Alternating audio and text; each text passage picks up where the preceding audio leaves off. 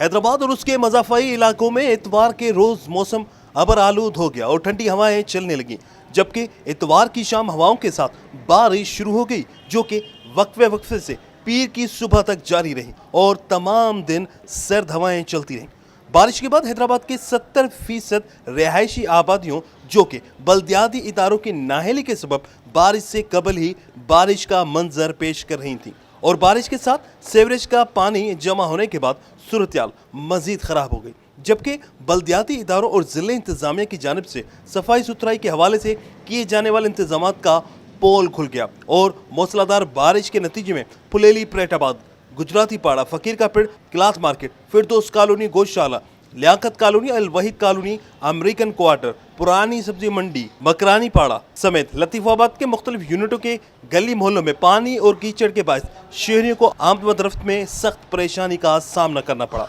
इधर बारिश के शुरू होते ही हिस्को रीजन के 79 फीडर्स ट्रिप करने के सबब पूरा शहर अंधेरे में डूब गया। तहम 6 से 8 घंटे बाद मुख्तलिफ इलाकों की बिजली बहाल कर दी गई, लेकिन कई फीडर से 10 घंटे बाद भी बिजली बहाल न हो सकी। वाज़ेह है कि सिंध हुकूमत की बेहसी के बाद सफाई सुथराई समेत तमाम अमूर ठप होकर रह गए हैं और मुफाद अमा के इदारे HDA, बल्दिया आला हैदराबाद और वासा गैर फाल होकर रह गए। कैमरामैन उमर हयात के साथ इमरान चलकियारी, धूम न्यूज़ 24/7 हैदराबाद।